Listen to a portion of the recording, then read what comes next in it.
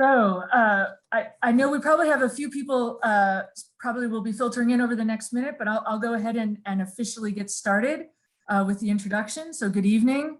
My name is Esther Peters, and I'm the Associate Director for the Center for East European and Russian Eurasian Studies at the University of Chicago. And I'm excited to welcome everyone to tonight's series of voices with Faith Hillis.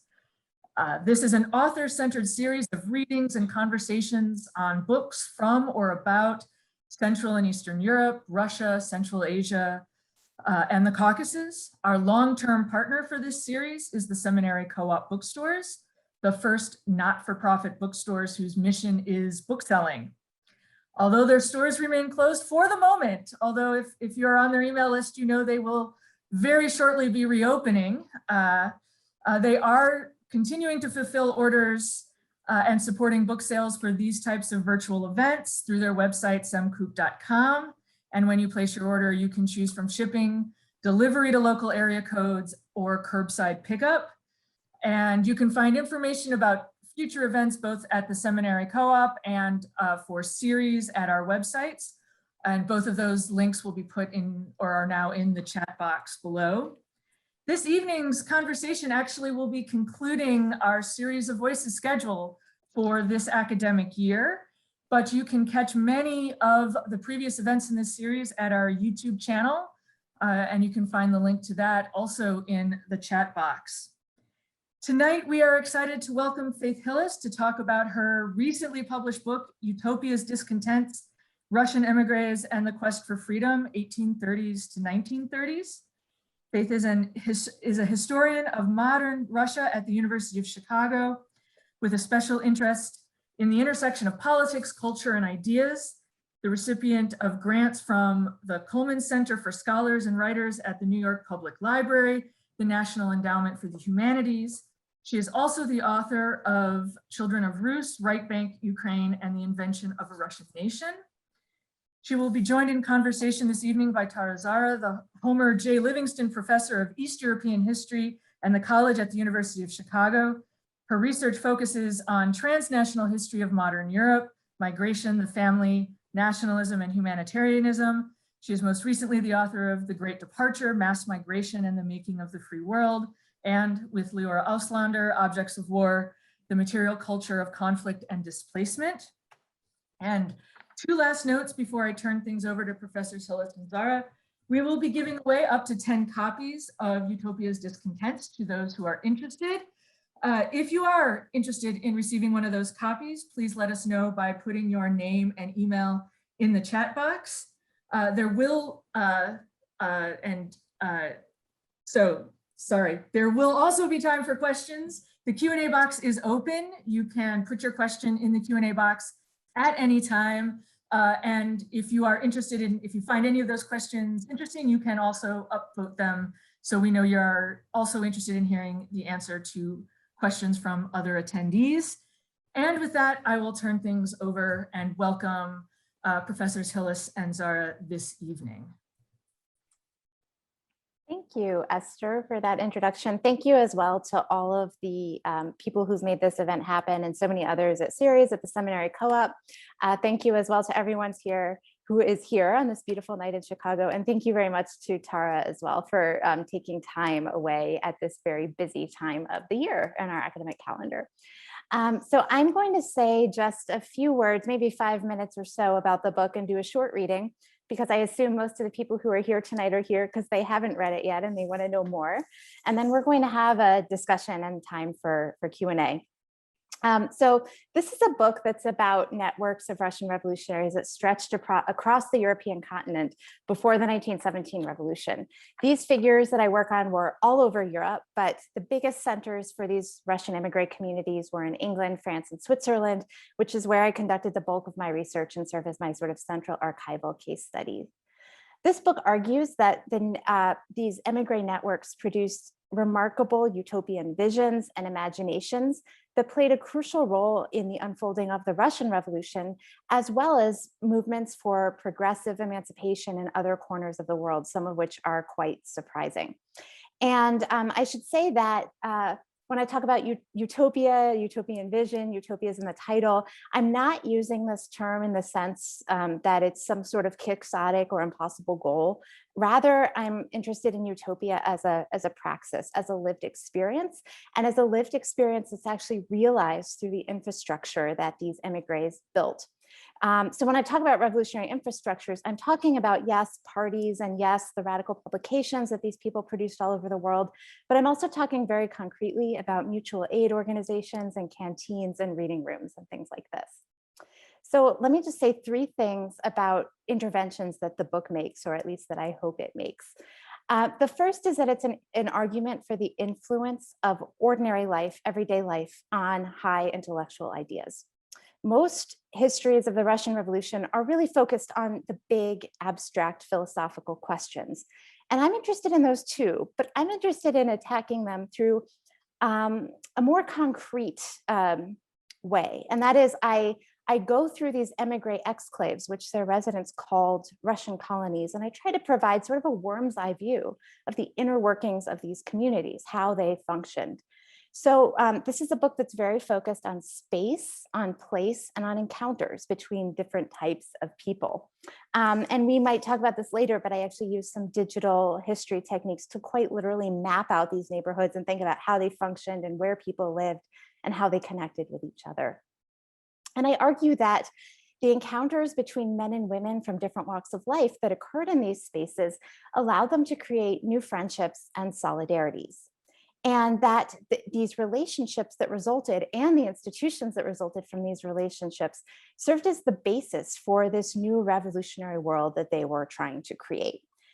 So to make all of this, again, concrete, I want to read just a short paragraph, which is about the importance of these revolutionary libraries that these emigres created.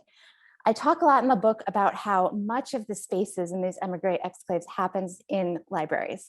They're not only sites for communal reading, which people do all the time. They're sites for parties, for socialization, for political meetings. They're places where people eat and sleep and consort with friends, but they're even more than that. So I'm just gonna read now. The libraries of the colonies also acquired spiritual significance, prefiguring the fair and just world of which radicals dreamed. Governed by their members through a democratic process, they embodied the inclusive and open spirit of the colonies at large, offering visible leadership roles to both women and Jews. There was also a powerful, effective element to the reading that took place in the libraries. Conducted in small study groups, it created intense bonds between participants while catalyzing their personal transformation.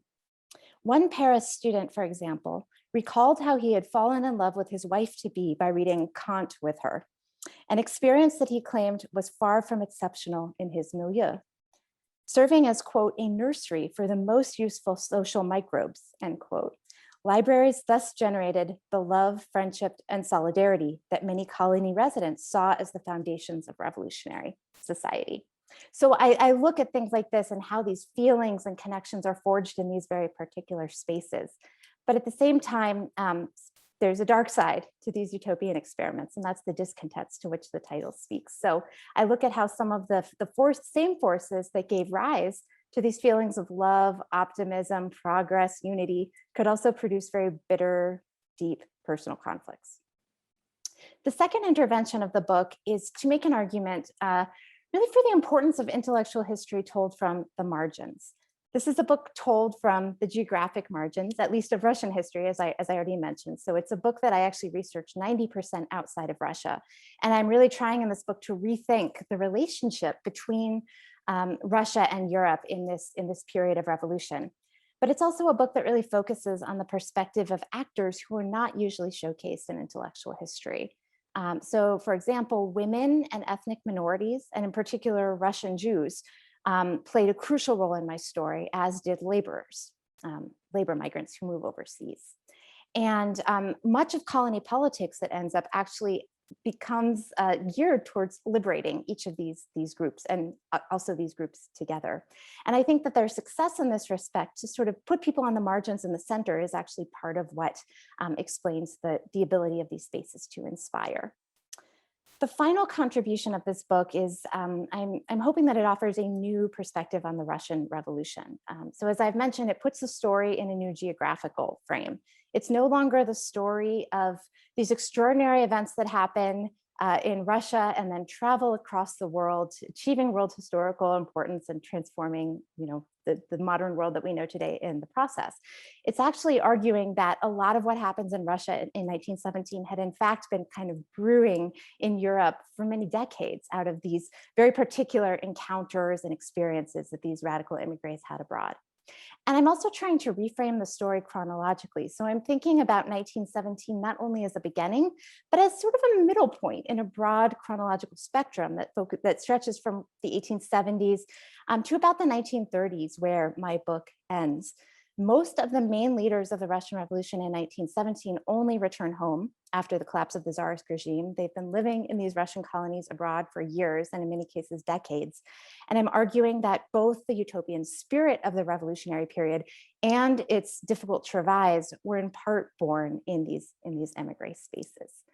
So that's all I'll say for now, and I think we'll now open it up for discussion. Thank you so much. I just wanted to say, to start our conversation off, what a privilege it is to be able to discuss this book. It's a fantastic book, first of all, to discuss and celebrate this book. It's a fantastic book in its ambition, in its scope, in its craft. And I hope that all of you will take advantage of the opportunity to get a free copy, but to read it and engage with it more deeply. The presentation you gave, Faith, was really great. You already touched on some of the questions and issues that I wanted to bring up, but maybe we can delve into some of them in even more detail. So, as with your first book, interestingly, this is a book that reevaluates politics from the margins of the Russian Empire, this time going outside its borders. You mentioned, you sort of finished on this note, but you mentioned in the book that 3/4 of the Bolshevik Central Committee elected in 1917 spent some time in exile, which is kind of extraordinary. And I guess I was wondering if you could say a bit more about the kinds of experiences in exile that shaped Bolshevik politics. Obviously, there's the utopian visions and the discontents, but in reading the book, I was struck by the way, you talk about very concrete developments, and there's a real story of change over time as well. That is important, I think, to your argument about how the experience in exile, particularly in the later years before the revolution, shape what comes, both the good and the bad, I guess, of what comes after. Right. So I argue in the book that there's a real crisis in these immigrant utopias that happens circa 1900, and it happens for a variety of reasons. Some of it has to do with the dysfunction of these communities themselves. As I said, they have great dreams, but they have a great deal of sectarian conflict that I think is not sort of a counterpoint to the great dreams, but is actually very much implicated in them. This sort of narcissism of small differences that emerges where parties are constantly fracturing. And, I think these people care so deeply about ideas, but it means that every discussion that they have is so heated and often, as I said, becomes very personal as well as ideologically charged.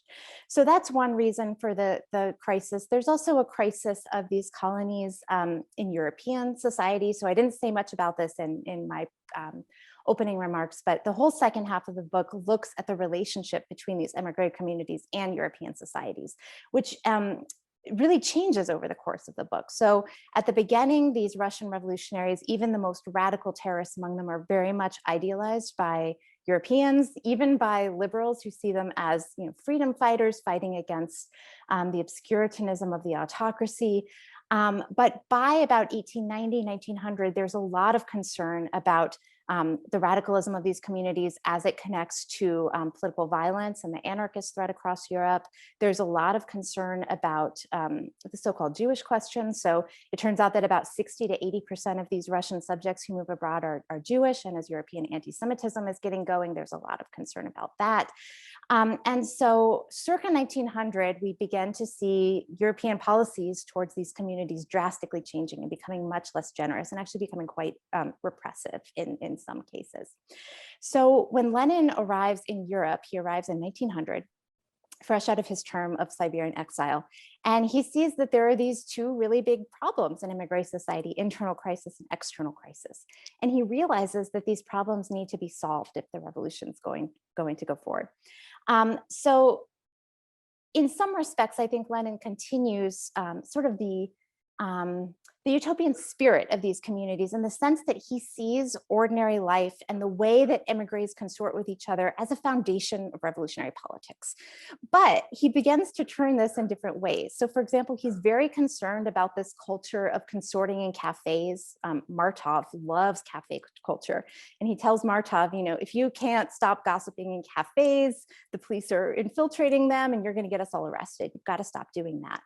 And as part of this new revolutionary vision he has, he calls it konspiracja, which means conspiracy in Russian, but it's sort of a broader practice of politics, which Lenin describes as meaning you must only tell things to the people who need to know them when they need to know them. And Lenin enacts this in ordinary life in these immigrant communities. So he, at the moment he arrives in Geneva, he actually retreats from the main center of this Geneva Russian colony and moves south to form his own separate, distinct Bolshevik district, where he begins building a sort of new Bolshevik society. And so again, this shares with immigrant culture being enacted in everyday life, but it differs in its values. Whereas previous immigrant communities, as I had mentioned, had been very inclusive of women and had also gone out of their way to be inclusive of Jews, Lenin builds a very patriarchal community. And he also, Lenin's connection with the views on the Jewish question are quite complex, but let's say he harshly criticizes discussion of Jewish particularism, which he sees as a divisive force in revolutionary society. So, I mean, I can say more about this as we go, but I think that when Lenin comes in, we begin to see this just much darker spirit in immigrant culture that again carries this utopian potential, but I think reveals its darker sides as well. Yeah, I mean, we already have a question from the audience, but I do want to ask at least one follow-up question here, because it seemed to me that another major contribution of the book that's linked to the story you're telling is that it's not just a story of the transnational, the formation of revolutionary ideas outside of Russia. It's also about the transnational right. And the emergence of right-wing networks and kind of the practices of surveillance, the feelings of paranoia, and the kind of and the spread of conspiracy theories. Mm-hmm. So maybe you could say a bit about how the right-wing story relates to the story of revolutionary utopias. Yeah, it turns out, and I had not expected this when I began researching, but that the history of the Russian radical left is intimately tied to the history of the European New Right that emerges in the 1890s and turn of the century.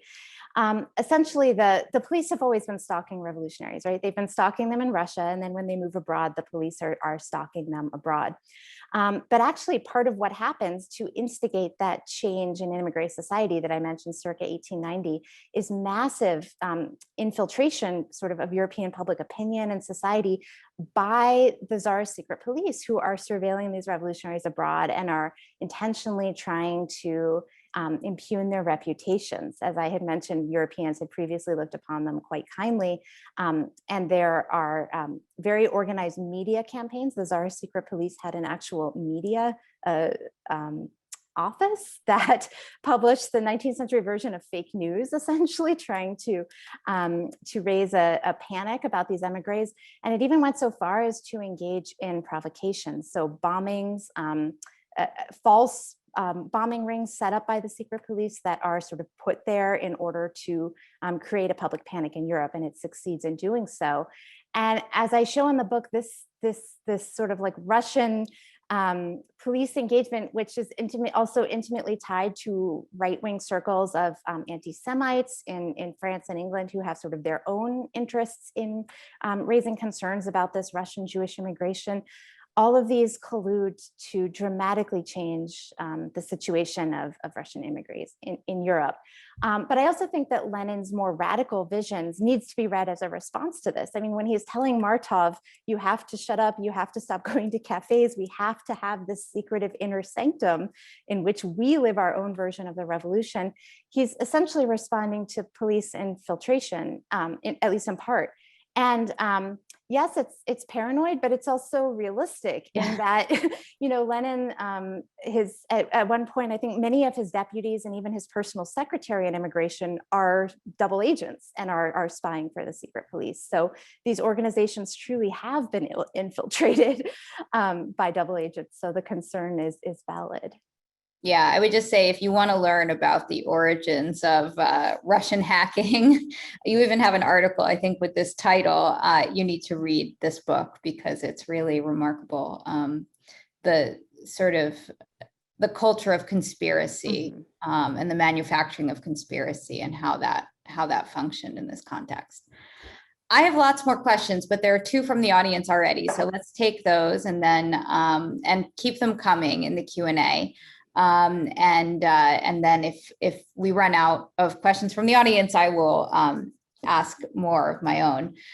First, we have one from Harold Gable. Hi, Harold. It's nice to see you. I wish I could see you, but thanks for coming. Harold asks, how did the use of space differ in these enclaves from that in the communities around them or from in Russia? How did these ideas circulate back into Russia, both before and after the revolution? And the circulation question is maybe a nice opportunity to talk about the digital aspect, companion and the digital history work you did. Given the emphasis on human scale spaces in exile, like reading rooms, and on utopia's praxis, how does this story prefigure Soviet ideas about spaces like apartments or workplaces? Thank you, Harold. And yeah, it's good to virtually see you, although I can't see you. Space, as I mentioned, is crucial to the book, and I'll screen share in just a moment to show some of these maps I did. So my first task was to understand how these local communities worked, and then my second was to understand how they're connected to the outside world. And I guess what I found was something really interesting, and I'll get at this by way of answering Harold's question. So the first thing about their space that mattered is that they're really, really small. In Geneva, we're talking about a few square blocks, really, really small, but really concentrated. And in fact, I have accounts, someone who walks in the Russian colony in Zurich talks about, it's all you hear is people speaking Russian for these few blocks. It's like a little Russian world. There are emigres who live in Paris, where the community is much larger numerically, but equally dense, who live in Paris for decades without ever needing to speak French, because everything they need, from the grocer to the librarian to the school, is in Russian. So these spaces are very small. And what happens is they create collisions between different types of people from different classes, people from different ethnic groups, who never would have met had they remained in Russia. And you have these incredible accounts of, someone from the Pale of Settlement marrying an Armenian, or things like this. So intermarriage, relationships, roommates. And I think that this creates this sense of kind of universalism that emerges from these spaces, that people are so different. Many of them even have different native languages, right? They speak Yiddish as a native language, or Armenian, but their lingua franca is Russian, and they come together in that language. So having said these spaces are small, and that matters, these spaces are also paradoxically very vast and very networked to the outside world. So I'm going to try to screen share it now. Hopefully everyone can see this well, and if not, someone should shout. So this is just Utopia's Discontents.com. You can explore my maps, but one of the maps I made, and one of the most fun maps to make and to read about, is how were these spaces connected to the outside world through literary circulation, which is done through human circulation, i.e. through smuggling. So I had these wonderful memoirs of routes that smuggle, so you see the arrows, routes smuggling people out of the empire, sort of how people sneak out of Russia. I should mention it's illegal to immigrate from Russia. So basically everyone who leaves does so illegally in much of the same way that refugees and migrants leave today.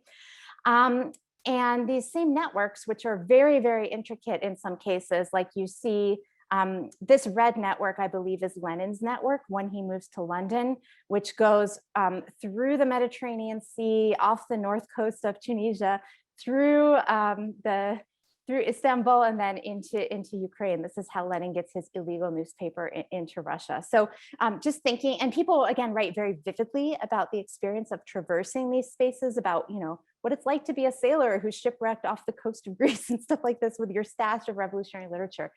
So this was something that it was very, very fun to work on. But I think it's exactly that paradox of smallness and bigness all together that somehow stands at the heart of these experiments. To the second part of Harold's question, which was about how did these factor into later Bolshevik experiments, they were hugely important. And Lenin's wife, Nadezhda Krupskaya, actually writes about this and writes about how libraries, canteens, networks developed overseas actually serve as a kernel, as a model for the new Bolshevik collective life that the party attempts to build in the 1920s. Thanks. That actually brings up another of other questions that I think we can talk about later, but I do want to first pose another question from the audience from Scott Gelbach. I assume that many Jewish members of Russian colonies had fled Russia after the pogroms of the 1880s and 1900s. Can you speak a bit to how the pogrom experience might have affected politics in emigre communities and ultimately in Russia post 1917? Second, would love to hear more about the GIS work. I mean, this question also relates to something I wanted to ask you about, which is thinking about like what contribution the book makes to the history of migration. I loved in particular the chapter that looks at the interactions between Russian revolutionary emigres and sort of working class migrants in London.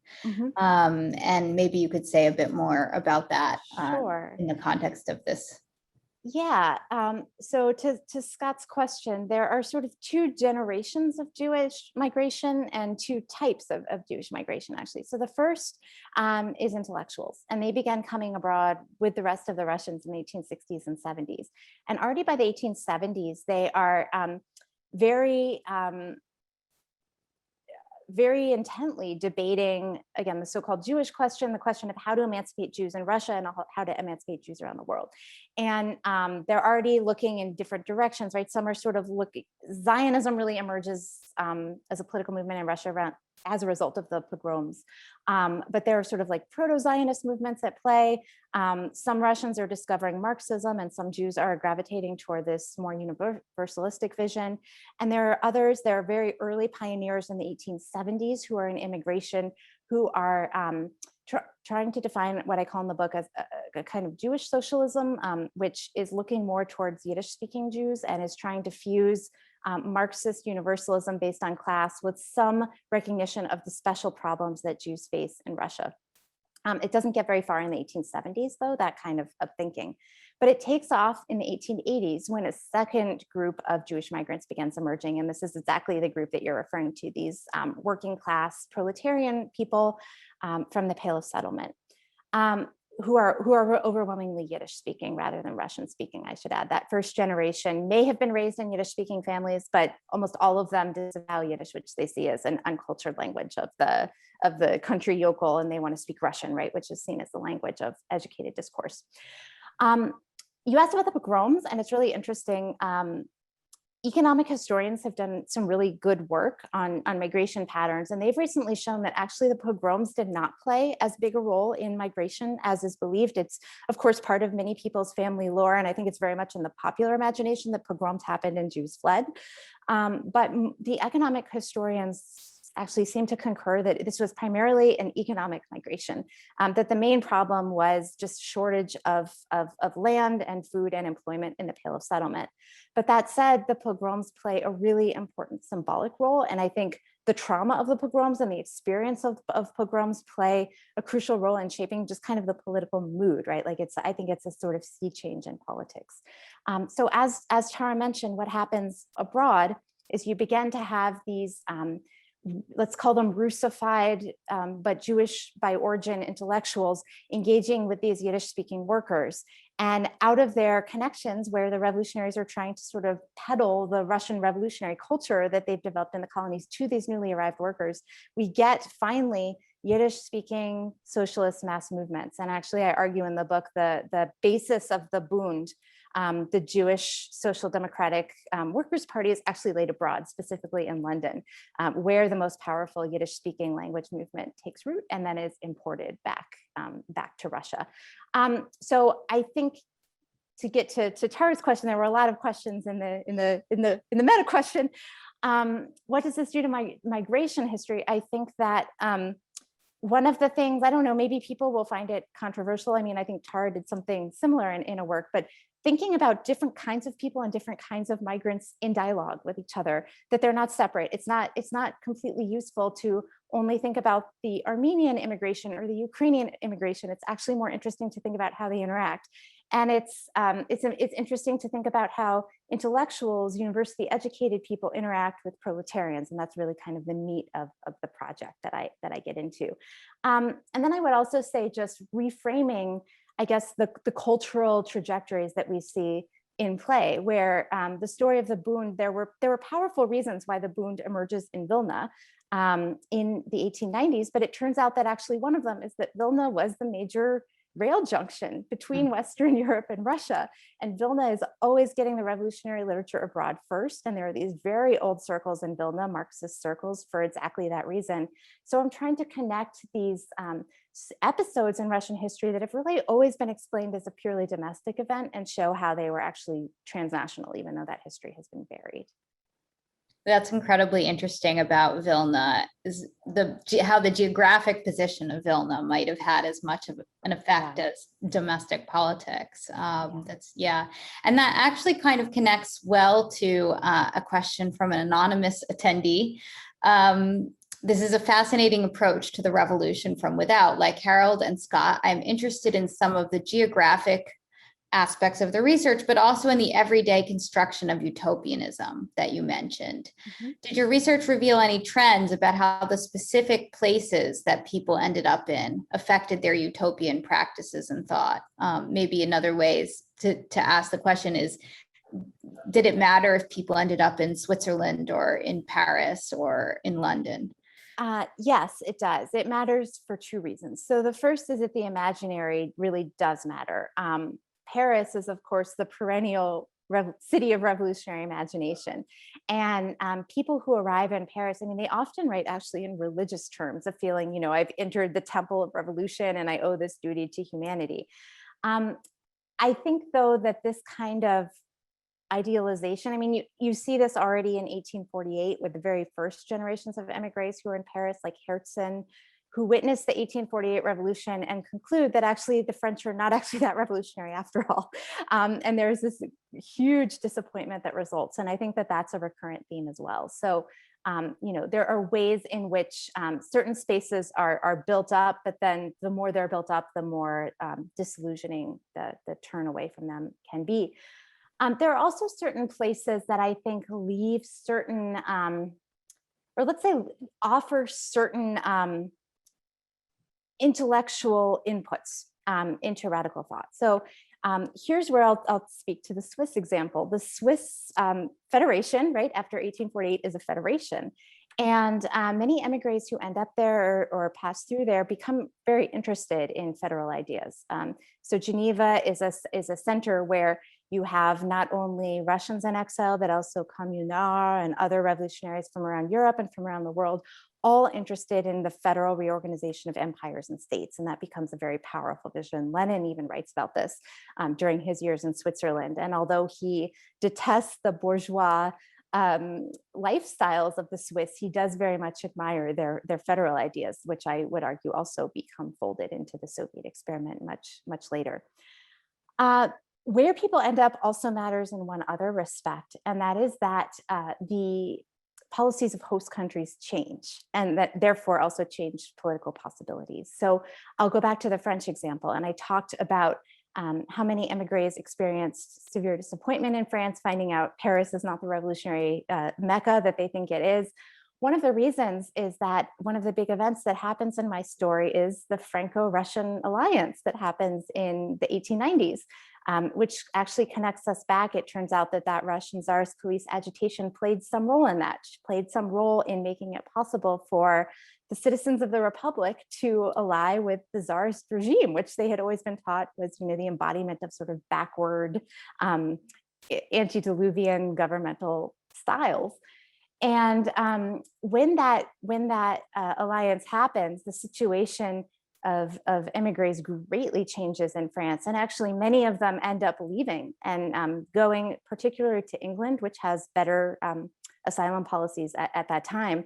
But then those are eroded when there's a British-Russian alliance, and then so the story sort of breaks down and people end up going everywhere. But you see communities and parties and people moving around depending on the legal situation where they are as well. And I think that matters in shaping the thought too. And finally, this brings us back to this very dark moment I described at the turn of the 20th century with Lenin. And by that point, the asylum protections that Russians had once enjoyed across the continent are basically completely eroded everywhere. And I think that also contributes to this darker turn, the feeling that this continent that once offered us safe harbor, nowhere is safe, and that matters in shaping political possibilities as well. I have just a random question, kind of that extends from this one, which is just does the United States play any role in the story at all? You don't really think of the U.S. as a hotbed of revolutionary politics, although it is a destination for Russian immigrants. So, is there any extension? There is an extension. And actually, as I was researching and writing the projects, that was one of the biggest puzzles to me, because it's clearly connected, and these networks extend, particularly the networks of sort of radical Yiddish speaking organizations. The ones that emerge in London are very closely connected to organizations in New York, in part because transmigration is very common. Many people will migrate first to London and then move on to New York, and they stay in contact, and they circulate publications and tactics and things like this. So there is a lot of circulation. And at the end of my story, actually, Trotsky ends up in New York City in World War I and writes he wrote actually the one Yiddish article I can find by Trotsky, who did apparently speak a little bit of Yiddish. He wrote in the Yiddish Vorwärts in 1917, but he wrote some interesting pieces. But the story in the Americas is a little bit different in that much of what I'm discussing in this book are these networks, as we've already discussed, and the books being smuggled back and the revolutionary activists being smuggled back. And just the distance of the ocean makes that a little bit more difficult. So it's harder to get news from Russia to New York than it is to Paris. It takes longer. And although people migrate a lot, as I said, once people leave for the Americas, many of them kind of leave the scene. They're just sort of like out of the picture. And the final reason I decided not to include the American example, in addition to just the size of it, is that the demographics is also somewhat different. So the Russian subjects who end up in America are overwhelmingly Jewish. I said before that the Russian colonies are 60 to 80%, but in America, it's more like 97%. You get very little Russian, Ukrainian, Polish, et cetera, representation. You have some, but it means that the dynamics of these communities are different because they're sort of Yiddish monolingual. And although they're connected to this Russian story, they're also somewhat distinct from it. That's really interesting. Yeah, that makes a lot of sense too. Keep questions coming. In the meantime, I'll keep asking. I have plenty, but if others want to pose questions in the Q&A, we have some more time. I guess building on this issue of the place of Jews and other non-Russians in these communities, could you maybe just tell us a bit more about how those relationships worked out, if they fragmented? At some point, one of the things that's kind of interesting about the book is that it seems that you start with a kind of a pretty wide diversity of radical traditions, including Zionism and all sorts of others. And by the end of the story, we have the Bolsheviks, right? Yep. So what are some of the kind of alternative revolutionary traditions? This is really a separate question that get, it's not so much that they get eliminated because, but that sort of emerge from this milieu that, right. Are not the ones that dominate in 1917. Right.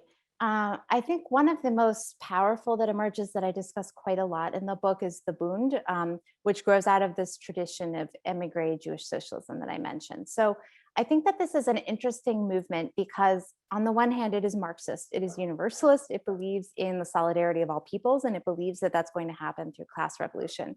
But on the other hand, it's a movement that also recognizes, I guess to put it in sort of contemporary terms, it's a movement that recognizes the validity of identity politics, actually, that says that Jews have special experiences, a special culture, a language of their own. In this case, Yiddish is the language that these activists are interested in, and have certain structural conditions that they fight against in Russia. But the argument is not that identity politics sort of separates Jews, it's that actually that is what enables them to lead the entire world and all of mankind toward revolution. There's also gestures at this experience of Jewish migration and kind of the universality of that, having lived under all these different kind of regimes everywhere that are nevertheless oppressive for different reasons, that I think infuses this ideology, and that is extremely prevalent in these communities.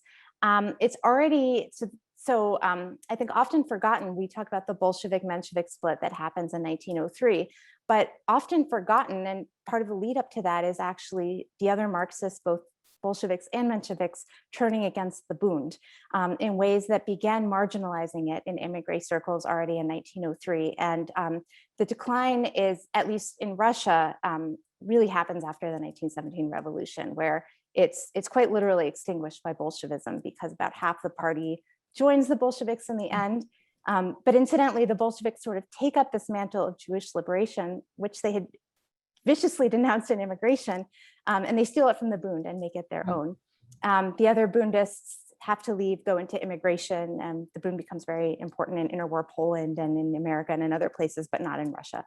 So that was one alternative that I spend a lot of time thinking through in the book. And again, not only thinking through the narrow history of the movement, but thinking through kind of like the political possibilities and these questions about the relationship between the universal and the particular, and where there's a right balance lie, and things like this. Another movement that I was kind of astonished to discover that was also extremely prevalent and also incidentally extinguished by the Bolsheviks was anarchism, which, and I mean, it's again very difficult to, there are many strands of anarchism, and I think we might think of, I mentioned the spate of anarchist bombings that struck Europe in the 1890s, but many of these anarchists were not terrorists and were simply interested in ideas of federation and,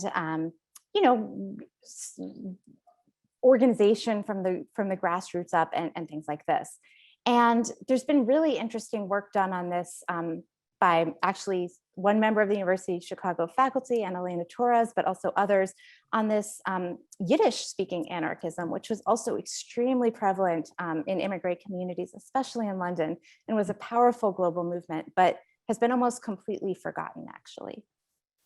That's incredibly interesting. I mean, I maybe added to that, what is the fate of feminists and women in this story? Because that's another, I mean, huge theme of the book, but where do they end up at the end? Right. So it's all a similar story of, so women, as I said, were very prominent in immigrant politics. I haven't mentioned yet, but a lot of the members of these communities were also university students. And actually these coherent Russian colonies are started in the 1860s by cohorts of female university students from Russia who go abroad to study first in Switzerland when its universities co-educate, and then to all these other European cities as they co-educate. And among these first cohorts of female students in Europe, actually 95% of them are Russian women. Again, it's an incredible story that I don't think has quite been recognized. So you had these women who were struggling for women's equality and for these abstract ideas, but were also kind of living it, right? In that they're going to university, most of them are getting medical degrees. Some of them also get law degrees and become the first doctors and lawyers who are licensed in Europe. And as I show in the book, they are not only vital and respected members of political parties in these communities, but in many cases, as I've already alluded, they actually provide a great deal of economic strength. And many of these Marxist theorists who are writing abroad, like Plekhanov, the father of Russian Marxism, his wife is a doctor, and she's the one who supports his writing actually when he's making no money. It's the same with Pavel Axelrod, who's another Marxist theorist. So you have these very fiery women whose stories come out in really wonderful, vivid form. And then again, Lenin arrives, and Lenin actually has a lot of problems with these women, despite his own fiery revolutionary wife. And this gets back to the gender dynamics that I mentioned in this Bolshevik colony that he forms. So the first generation of Bolshevik activists who coalesce in Geneva, many of them are married couples. So there are women still involved in the Bolshevik party, but the women tend to take more traditionally feminine roles. They do things like managing the correspondence. This is the job of Lenin's wife. Other prominent female Bolsheviks cook at the Bolshevik canteen. And these are obviously crucial roles, right, in revolutionary life, but it's a little bit different than being the first doctor in Switzerland who's licensed, or standing on a podium and giving a political speech. And we see Lenin, as time goes on, Lenin is getting pressure from feminist activists saying, yes, we need class liberation, but much as the Bund is saying, actually women have special issues and women workers have special issues, and we need to organize them and we need to play up these issues. And Lenin will have nothing of it, at least in immigration. He's constantly struggling with these feminists. But again, in 1917, as I said, he co-opts the platform of the Bund.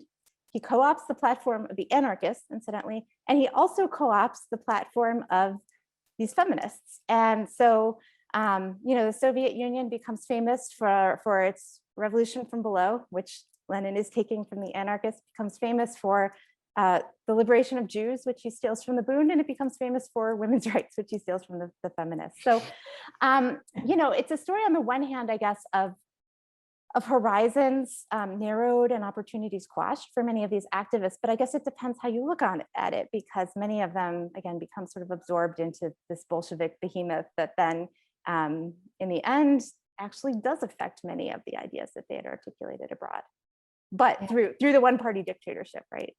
Right. No, it's really interesting, and the stories of the women that you write about are just fascinating as well. If there are other questions from the audience, we'd be very happy to take them. But if not, I thought maybe we could sort of conclude with, two questions that are really maybe unfair and just big. One is that I was really struck, maybe this is wrong, but tell me what you think. Reading this book, after also having, of course, read your first book, that you like these people much more than the first, than the people you wrote about in the first book, clearly. And I thought that was good, that you got to write about people that you liked more. But at the same time, of course, it is not just Utopia, but Discontents. Do you feel like reading about these progressive colonies in the 19th century, are there any lessons for progressives today in thinking about how to enact politics, and sort of, how do we avoid the discontents? That's the question, I guess. Right. So yes, I do like these people a lot, and I empathize with them. I sympathize with them. I'm it's kind of astonishing to think about what they did, right? Given the lack of resources and formal access to power. But I'm also deeply frustrated by them. I wish they could have been better, and I wish they could have, as you said, like been a little more functional and fought a little less and gotten along a little better. Certainly it speaks to the danger of factionalism on the left, which is, as we know, always an issue, but it remains one, I think, today for people who are interested in leftist politics. But I think actually I guess I would say, I'm not sure this book left me with a lesson as much as it left me with a dilemma. And the dilemma I thought about a lot when writing this book is the dilemma of power. So as I just said, you have these very sympathetic characters with these really wonderful ideas about how to make the world a better place, but they're chronically unable to do so because they're unable to organize themselves in an effective way. But you see in the end, the people who are able to organize in an effective way, or the person, is Lenin. And he does so because he's absolutely shameless about seizing power, about manipulating people, about overlooking the precepts of democracy, even as he claims to represent it. He practices realpolitik. And again, I have a complicated relationship with him. He's one way of looking at it is saying no one could do anything, and he's the guy who got the job done. He had the gumption to do it. But again, he did it through horrible, dictatorial, murderous means, right? So I think one thing that I thought about a lot, particularly working through the story of 1917 at the end of the book, which for me is actually really tragic, as I think I already suggested, the extinction of these other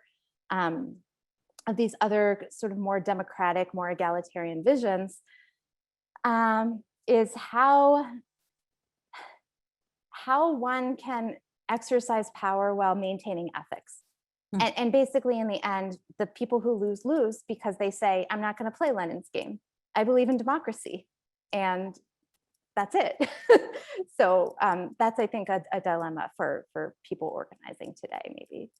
Yeah, I mean, this conflict between sort of the everyday utopianism and the exercise of power seems pretty extreme. And in fact, I think they're almost contradictory in the sense that I think what gives these people their imaginative capacity is their distance from power and their ability to sort of critique it and imagine something different. But the question of how they would actually enact that different thing is what really thwarts them consistently. Yeah, no, that's yeah, I was thinking a lot about that too. And it is a very timely book in a lot of ways, I think. I guess maybe a final question that I wanted to ask you about is, especially for the students in the audience, is if maybe you could say a bit about the challenges and possibilities of researching this book, kind of this multi-sided work of writing Russian history from outside of Russia, and also the digital, the sort of very painstaking digital history work that you did, and kind of where you see future possibilities remaining, because it seems like, of course, I mean, this is a very ambitious and big book, but inevitably we leave some questions on the table. So what were some of the questions that lingered for you that remain to be taken up? Wow. All right, let me start with the digital history. There are so many questions on the table. Sorry. I'm not quite sure where to begin with them. I have, 29 dissertations people should write. Okay, so the digital stuff, I guess I'll say it. So it is very painstaking work. I'm not going to screen share again. People can go to utopias, discontents.com and explore. But one of the biggest maps I did is, I don't even know, hundreds of sites of just immigrant sites where people lived, where cafes were, where canteens were. And every single one of those addresses I pulled out of an archive. I wrote down the address, I geocoded it, I wrote down whatever information was associated with it to map out this space. But I do have to say that when I began this project, I thought, and in my worst moments, I kind of thought, is this time input worth it? Because I was thinking of the digital component as kind of a fun supplement. But it turned out to actually be much more than that. And it turned out to actually really shape my thinking about the project itself. So the anecdote that I'll give is that very in the very early days of the project, I had a colleague ask me, where were these people from who went abroad? And because, as I've said, there are really no legal records of people leaving or coming in, it's hard to know. But I did have records of students who studied abroad. And so I said, okay, I have this full record of 400 students who studied in Zurich in the 1860s. Let me just like sort of play with this and see what happens. And what I found when I mapped it out was this crescent on the imperial periphery. So you had clusters of people from Poland, from Ukraine, from the Caucasus, and even from Siberia, which is incredible in the 1860s because the train doesn't arrive in Siberia until the 1890s. So these people traveled very far to get to Zurich. But I looked at this and I thought, is this really right? And I also mapped out the location of the Pale of Settlement where proletarian Jews were confined to. And I found that over half of these students in Zurich actually came from the Pale of Settlement. So just looking at that map, as painstaking as it was to enter that data, alerted me to this question of imperial diversity that became a central theme of the book. And once I went back to the literature, it was all over the literature, the memoiristic literature, but I just hadn't noticed it upon reading the first time. I was interested in different things. So I think there are ways in which, it really did inform my method and make me ask new questions and make me pay attention to new things. So it's not that I'm glorifying big data or sort of saying, that numbers define how we tell history. That's not it. But it's that I think that these digital techniques can be used with more traditional historical methods very effectively. In terms of big questions, one that has come up a lot and one that I would love to do, but I can't and I'm not going to, in part because of language challenges, and in part because of my own predilections, let's say. But the story, I would love to tell an entangled history actually of Israel and Russia from like 1880. Because someone has already asked about pogroms, and as I said, Zionism is a big part of this movement. In doing this research, I was also astonished just the role that, again, the Jewish question played not just for Russians, but also for the Western powers engaging with the Russians. And I was astonished to sort of learn from the archives, I guess it was there all along, but I had never known, that the Balfour Manifesto was issued, this declaration was issued the same week as the October Revolution. And like thinking about like, wow, that was a big week in Jewish history. What does it mean? And, the ensuing battles that happened in Russia between Zionists and Bolsheviks and other varieties of political movements. So I think that's a really big story that someone with excellent Hebrew, Russian, Yiddish, Polish, and all the others should tell, but I'm not the one to do it. But yeah, that's I totally one agree. of many. I mean, it's in a kind of on a different, in a different direction, but I've long thought that the sort of transfer of knowledge, experience, and ideas from the Habsburg Empire to Palestine and Israel is just underexplored, and kind of what was learned about nationalism and national conflict that was transplanted or adapted. And it's a big story that goes in the 20th century too, thinking about Zionism, anti-Zionism, the 6-Day War, the Eastern Bloc, all of this stuff. There's a lot to do. Huge. Okay, well, somebody out there, hopefully will take that up. In the meantime, we're out of time, but this has been a great discussion. I have really enjoyed it. I hope that everybody in the audience will get a chance to read the book, and that we will be able to maybe even toast it in person and celebrate it in person very soon. And I guess all that remains is to wish everybody a good night and say thank you again for coming and sharing this conversation with us. Yeah, thank you again, Tara, and thank you to everyone who's here tonight. Bye, everyone. Bye. I don't know if Esther wants to have the last word, maybe. I just want to say thank you to both of you for a fascinating, wonderful way to close out this year's series of voices. And thank you to everyone who joined us tonight and has joined us for so many of these great conversations throughout the year. And I look forward to actually seeing some of you in person in the near future. Let's put it that way. So have a good night, everyone.